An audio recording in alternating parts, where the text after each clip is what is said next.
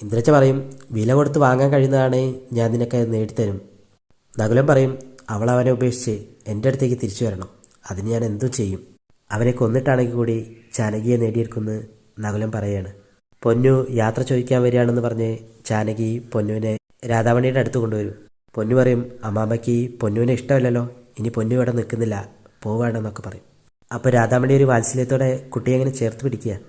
പൊന്നു പറയും, അമ്മാമ്മ പൊന്നുവിനെ മോളേന്ന് വിളിച്ചാൽ പൊന്നു അമ്മാമ്മയെ വിട്ട് പോയില്ല എന്ന്. പൊന്നുവിനെ ജാനകി യാത്രയാക്കുകയാണ്.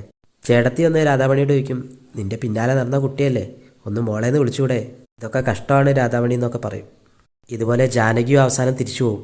നിന്നെ കൊണ്ടുപോകാത്തത് എന്താണെന്ന് പറയാം, ജാനകി എൻ്റെ മോളാണെന്ന് നീ പറയാത്തിടത്തോളം ജാനകിയുടെ അമ്മയായി നിന്നെ അവർ അംഗീകരിക്കില്ല.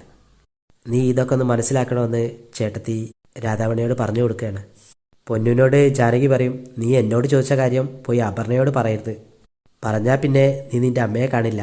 അബിയോട് അമ്മയുടെ ചികിത്സയുടെ കാര്യം പറയുമ്പോൾ അബി പറയും, അബി ഒരു ആയുർവേദ ചികിത്സയെ പറ്റി പറയും, അവിടെ താമസിച്ച് ചികിത്സിക്കണം, രോഗിയെപ്പറ്റി അയാൾക്ക് ആദ്യം അറിയണമെന്നൊക്കെ പറയുമ്പോൾ ജാനകിക്ക് അതൊരു ആശ്വാസവും. ജാനകി പറയും, അബിയേട്ട ഒന്ന് അന്വേഷിച്ച് നോക്കുന്നൊക്കെ പറയും.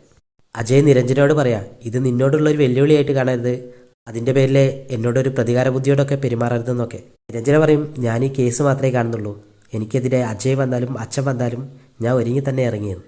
നിരഞ്ജന പറയും, ഞാൻ അജയെ മാത്രം കുറ്റപ്പെടുത്തി പറയില്ല, ഓടുന്ന വണ്ടി ചാടിക്കയറും പോലെയാണ് ഞാൻ അജയുടെ ജീവിതത്തിലേക്ക് വന്നത്. അജയെ ഒഴിവാക്കിയിട്ടും ഞാൻ പിന്നാലെ വന്നു. മറ്റൊരു പെണ്ണിൻ്റെ ജീവിതത്തിൽ നിന്ന് അജയെ ഞാൻ പിടിച്ചെടുക്കുകയായിരുന്നു. അതുകൊണ്ട് അജയ് എന്നോട് എങ്ങനെ പെരുമാറിയാലും എനിക്ക് ചോദ്യം ചെയ്യാനോ കുറ്റപ്പെടുത്താനോ ഒരു യോഗ്യതയില്ല. വീട്ടിൽ ബുക്ക് റെഫർ ചെയ്തുകൊണ്ടിരിക്കുന്ന നിരഞ്ജനയുടെ അടുത്തേക്ക് അബി വരികയാണ്. അബിയെ കാണുമ്പോൾ പൊന്നു അബിയേട്ടന് വന്നത് അറിഞ്ഞെന്ന് നിരഞ്ജന പറയാണ്. വീട്ടിലെ ഇപ്പോഴത്തെ അവസ്ഥയെക്കുറിച്ച് നിരഞ്ജന ചെറിയൊരു ധാരണ കൊടുക്കും. അപർണ പിന്നാലെ നടന്നിങ്ങനെ ശല്യം ചെയ്യുന്നുണ്ട്, അജയെ എന്തോ വലിയ വാഗ്ദാനം നൽകിയാണ് ഈ കേസിൽ അവരുടെ വക്കീലായിട്ട് കൂട്ടിയതെന്നൊക്കെ നിരഞ്ജന പറയും. അബി നടരാജനെ കാണാൻ പോകുന്ന കാര്യം പറയുമ്പോൾ നിരഞ്ജന പറയും, ആ നാളെ തന്നെ ഞാൻ പോയി കണ്ടോളാം എന്ന് പറയും.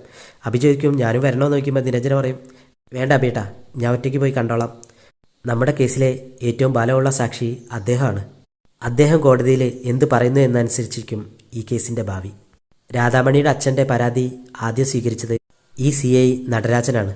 അദ്ദേഹം കറപ്ഷനൊന്നും ഇല്ലാത്തൊരു ഓഫീസറായിരുന്നു, അതുകൊണ്ട് ആരുടെയും പ്രലോഭനത്തിൽ വീഴില്ല എന്നൊക്കെ നിരഞ്ജന പറയും. അബിക്ക് തമ്പിയോ അജയോ ഒക്കെ അദ്ദേഹത്തെ പോയി കണ്ടോന്നാണ് പേടി. അബി പിന്നെ പറയും, ഞാൻ ജാനകിയെ കുറ്റം പറയല്ല, എല്ലാവരും സന്തോഷത്തോടെ ജീവിക്കാനാണ് അച്ഛൻ ആഗ്രഹിച്ചത്, ഇപ്പം ഞാനായിട്ട് തന്നെ ഈ കുടുംബം തമ്മിലടുപ്പിച്ചു എന്നൊക്കെ. ഇത് ശരിക്ക് അപർണ അറിഞ്ഞാൽ തീരാവുന്ന പ്രശ്നമേ ഉള്ളൂ. തമ്പിയുടെ വിധി പറയേണ്ടത് അയാളുടെ ഭാര്യയും മകളുമാണ്, അതാണ് അയാൾക്ക് കിട്ടാവുന്ന ഏറ്റവും വലിയ ശിക്ഷ എന്നൊക്കെ അബി പറയും. നിരഞ്ജന നടരാജൻ്റെ അടുത്ത് വന്നിട്ട് കേസിനെ കുറിച്ച് സംസാരിക്കുകയാണ്. നടരാജൻ പറയും, 25 വർഷം മുന്നത്തെ കാര്യം എന്ന് പറയുമ്പോൾ ഒരു ഓർമ്മ കിട്ടുന്നില്ല, ആ ഒരു സമയത്താണ് ഞാൻ ഈ ജോലി വിടുന്നത്. അങ്ങനെയെങ്കിൽ ഞാനിരുന്ന അവസാനത്തെ സ്റ്റേഷനിലായിരിക്കും അത്. മാധവായരുടെ ഫോട്ടോ നിരഞ്ജന കാണിച്ചു കൊടുക്കുമ്പോഴേക്കും നടരാജന് പെട്ടെന്ന് അത് പിടികിട്ടും. നടരാജൻ പറയും, ആ കേസ് എനിക്ക് ഫുള്ളാക്കാൻ കഴിഞ്ഞില്ല, അത് തുടങ്ങിയപ്പോഴേക്കും ചില കാരണങ്ങൾ കൊണ്ട് എനിക്ക് സർവീസ് വിടേണ്ടി വന്നു എന്നൊക്കെ. നിരഞ്ജന ബാക്കി കഥകൾ ചുരുക്കി പറഞ്ഞു കൊടുക്കും. കഥയൊക്കെ കേട്ട് കഴിയുമ്പോൾ നടരാജൻ പറയും, നിരഞ്ജന ഈ കേസിൽ ജയിക്കണം, അയാളെ ശിക്ഷിക്കപ്പെടുകയും ചെയ്യണമെന്ന്.